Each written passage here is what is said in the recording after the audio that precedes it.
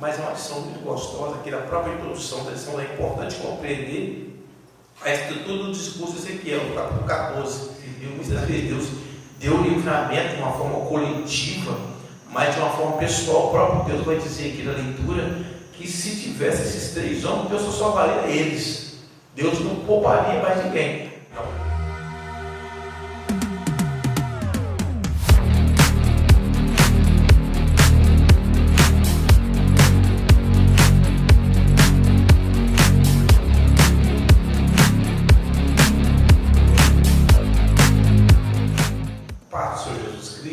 Vamos lá então, irmãos, a nossa lição professor, da nossa EBD, fazer o nosso resumo da lição número 6, né? A justiça de Deus.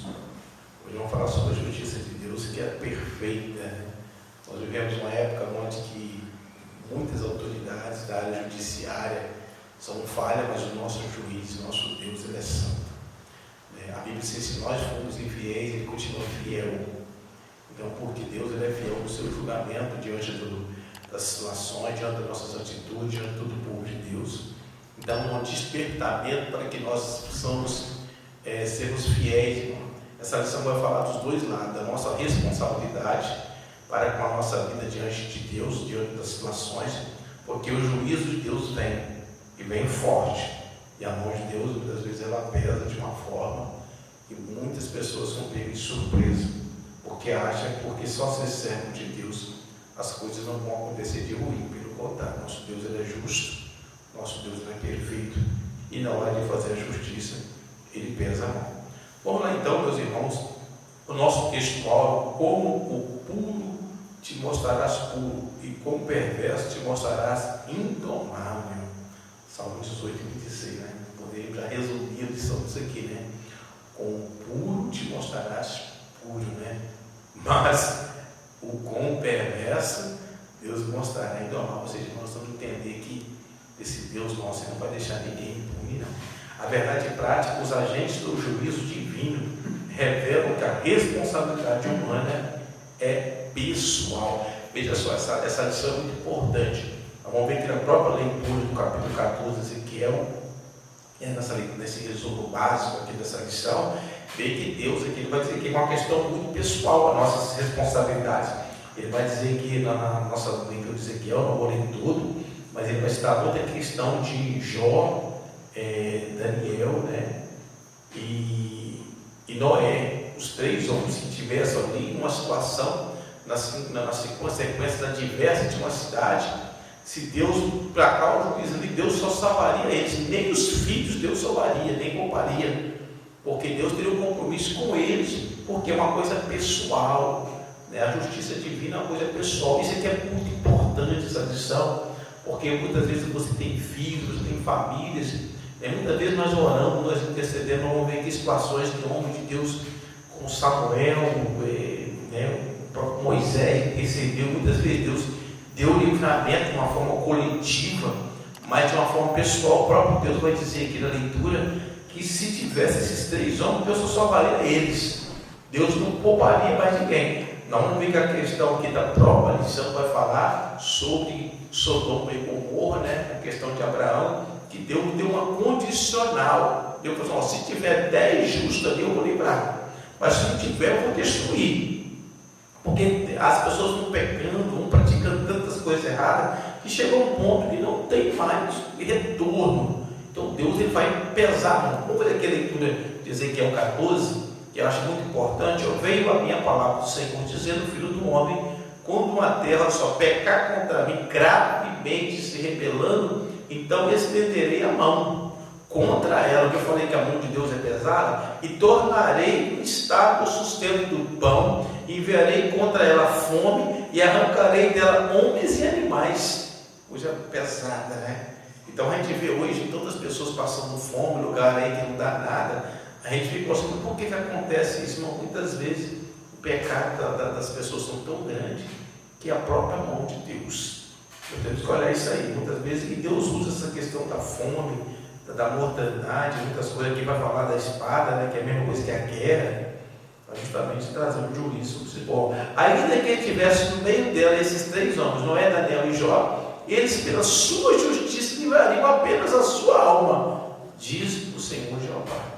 Então veja só que Deus, então, ele teria compromisso, somente ele cita a integridade desses homens aqui, mas você vê onde que a lição vai falar. Ele continua dizendo, ó, se eu fizer passar pela terra nocivas alimarias e elas assolarem, que fica assolada e que ninguém possa passar por ela por causa das feras, ainda que esses 3 homens estivessem no meio dela, vivo eu, diz o Senhor Jeová, que nem os filhos nem as filhas livrariam, só eles ficariam livres, e a terra seria assolada. É uma coisa realmente que a gente é uma lição que impactou muito no meu coração, né? Lendo só um resumo dela. Lembrando que esse estudo é para professores, só para a gente dar uma abertura, introdução, uma explicação do texto. Então aqui Jesus está dizendo muito coisa que é uma questão muito pessoal, é verdade prática. Então nós temos que praticar a justiça. A gente vive às vezes no meio do povo de impuros lábios, como dizia o próprio Isaías na sua visão. Deus, nós temos que ter um exemplo, nós temos 3 exemplos de homens que realmente andaram na presença de Deus, homens justos, que tiveram a vida diante de Deus. Então Deus livra, quando Deus passa o seu julgamento, a sua justiça. Nós vemos o caso de Nínive, por exemplo, que o povo se arrependeu, a lição vai falar, a questão do arrependimento. Eu já tive algumas experiências proféticas, né, de Deus falar com a igreja e dar uma mensagem de exortação ali, que o Senhor ia pesar a mão mesmo, e eu vi as pessoas realmente se arrependendo, se voltando para o Senhor. Então essa lição, ela vem com esse intuito também de nos mostrar para que nós nos arrependemos dos nossos erros, não continuamos, porque a mão de Deus, ele está falando claramente, porque a mão de Deus, pecar contra mim gravemente, estenderei a minha mão, né? Estenderei a mão contra ela. Então o que está falando aqui, lógico que Deus não tem mão, Deus é Espírito, eu estou falando de uma forma figurativa, para as pessoas entenderem o nosso linguajar, né? Porque a mão antes que pega, antes que julga. Então o nosso Deus está aí para falar para os nossos corações nessa lição. Vamos à nossa introdução, como disse aqui, não vou ler tudo, mas é uma lição muito gostosa, aqui na própria introdução da lição é importante compreender a estrutura do discurso de Ezequiel, no capítulo 14. Estaria o profeta partindo do genérico para o específico, ou seja, de uma terra qualquer para depois dirigir a casa de Israel. É o que parece a primeira parte dessa palavra profética e genérica, a segunda específica, dirigida a Jerusalém. A presente lição tem por objetivo mostrar, explicar a retribuição divina ao pecado de sua nação. Eu gosto muito desses textos, porque a gente gosta de falar muito para fora, e essa lição está falando muito para dentro, para o povo de Israel, para nós, os nossos pecados, as nossas falhas, porque a gente está perto do Senhor, a gente conhece a palavra já foi revelada através do teu Espírito, através das Escrituras, e muitas vezes as pessoas continuam entrando pelo caminho errado, e o Senhor vem, né? Como isso que falando de uma forma genérica, o Senhor falou para eles, mas apontando direto para Jerusalém. Então isso ou seja, falando para Jerusalém, está falando de uma forma genérica, também está falando para nós de uma forma específica, como igreja do Deus vivo, avaliar a nossa vida diante de Deus. Vamos aqui sobre os tópicos, porque essa lição tem 3 tópicos, né? Sobre a identificação do juízo divino, explicar sobre isso aí também. A segunda parte, o segundo tópico, sobre a petição que Deus não atende, muito importante isso aí, e sobre a intercessão de Noé, Daniel e Jó, compreendendo essa questão, que esse ponto que a lição colocou aqui, é uma lição que não é bem difícil de compreensão, mas nós atentarmos pela justiça de Deus, que esse Deus, assim como Deus julgou a terra, né, no dilúvio, Sodoma e Gomorra e tantos outros homens de Deus, o próprio rei Nabucodonosor também, que Deus pesou a mão sobre ele, Deus continua, a mão de Deus continua agindo na terra, na igreja, sobre os seus. Vamos ficar atentos, irmãos, para que nós possamos andar na presença do Senhor e não ver a mão de Deus pesar sobre nós. Vamos lá então. Desses 3 subtópicos, o primeiro tópico aí vai falar do discurso profético, a primeira parte do oráculo e a descrição dos agentes de juízo. Vamos lá. À luz das Escrituras, ficamos sabendo que a ira de Deus nunca acontece sem uma justa causa e nem mesmo sem um prévio aviso. Isso aqui é maravilhoso, né? Uma coisa importante é poder tentar de cara explicando aqui os alunos, os irmãos, discutindo sobre esse assunto. Deus, é por isso que é importante nós atentarmos para os dons do Espírito no dia de hoje, de compreender a palavra, ver o que está acontecendo ao nosso redor, porque o Senhor ele vai avisar. Aqui está a referência de Amós, né? A gente pode ir lá. Então Deus usa os profetas, ele avisa, os homens e mulheres de Deus, vai acontecer algo, Deus sempre ele vai usar alguém, né? Um através das Escrituras, outro através da revelação. Deus é através dos seus profetas, no caso aqui de Ezequiel, né? Usou o Atalaia, que a lição está falando sobre Ezequiel, usar os homens e as mulheres de Deus para avisar. Então Deus não te castigar, Deus vai te mostrar. E eu mesmo já passei por lutas na minha vida que profeta, homem, Deus chegou para mim, ó, vai acontecer isso, e se cumpriu, mas eu fiquei atento àquilo que a voz do Senhor. Então, o discurso profético fica muito antenado nessa questão. Aqui fala, o perdão divino vem com arrependimento que aconteceu com a cidade de Nínive. Então é o seguinte, uma coisa importante aqui nesse primeiro tópico, aqui, muito importante. Deus fala e a questão do arrependimento. Quando a gente se arrepende, o Senhor realmente ele vai trabalhar nas nossas vidas. Então é importante, se você está passando por um processo, a igreja vai para o arrependimento que Deus muda o quadro. A segunda parte do primeiro tópico, aí a primeira parte do oráculo, a expressão quando uma terra pecar contra mim pode se aplicar a qualquer povo e a qualquer lugar da época. Que nós estávamos falando sobre isso, né? É um exemplo claramente sobre isso aqui, né?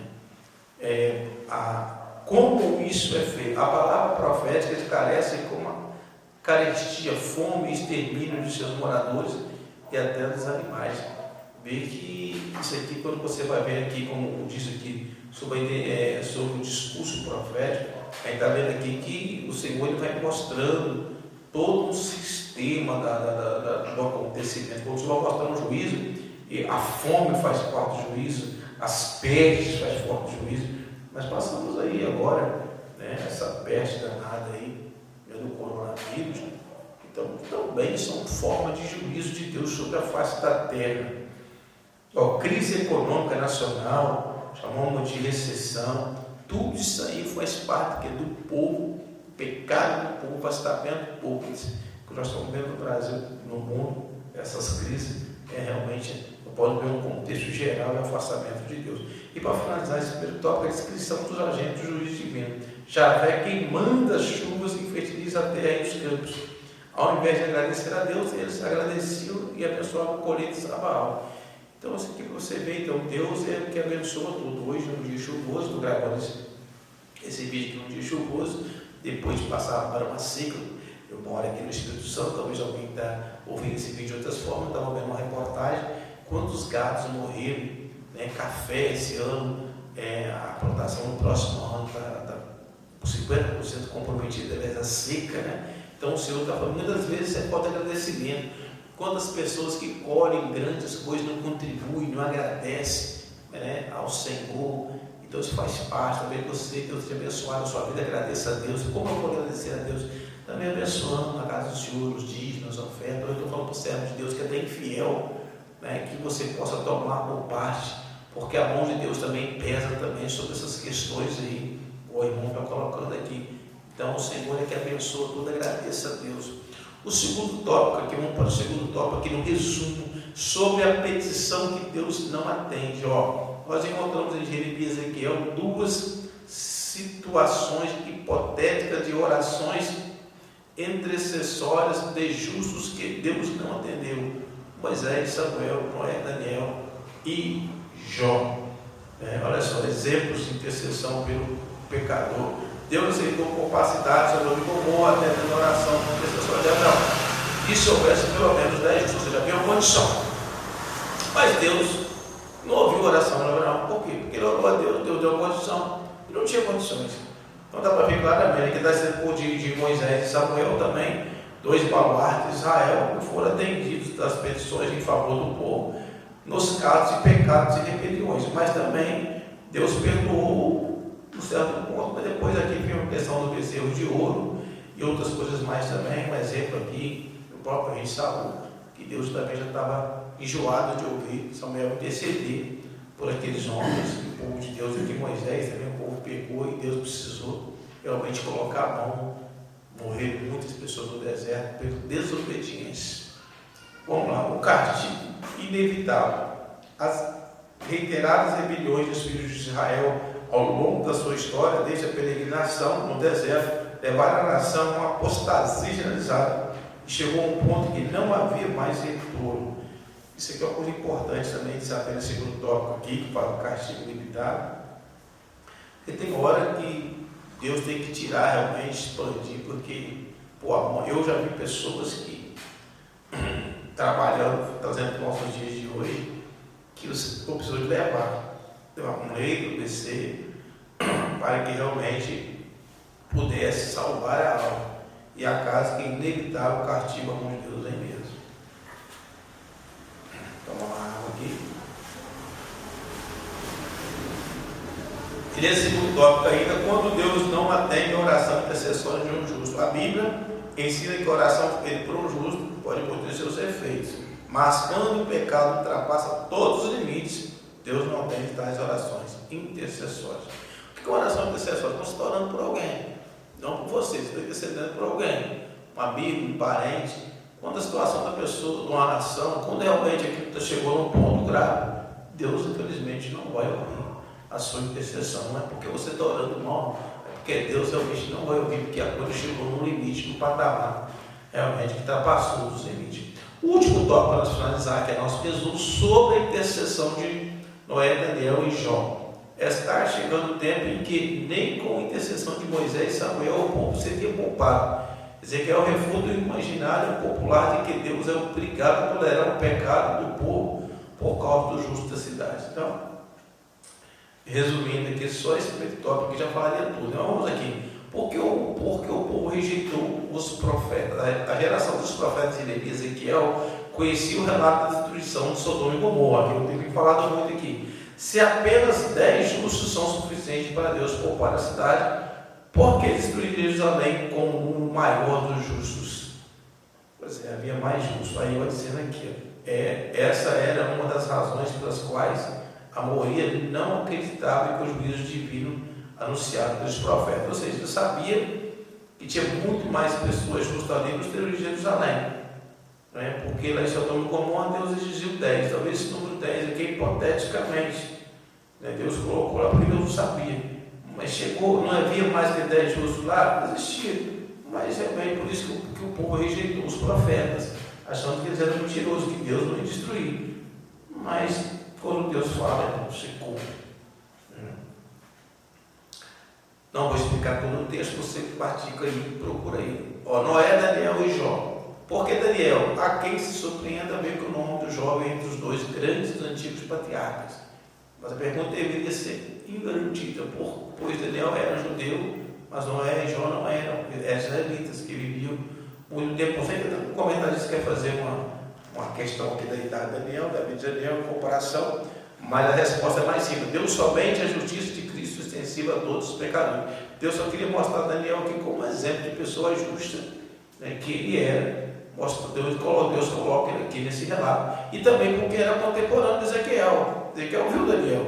Então ele deu um exemplo claramente ali que Deus mostrou ele, os dois patriarcas, mostrou os dois também. O profeta Daniel falou: nos últimos tempos tem surgido questionamentos sobre a identidade de Daniel, a apresentação desse Deus de justos. São dois argumentos, aqui vai falar justamente o que eu falei, mas o mais importante é aqui, além disso, Daniel era contemporâneo de Ezequiel na Babilônia e era ministro da corte. Então, nós vamos a reputação de Daniel pela sua fé e sabedoria, espalhou para todos os exilados.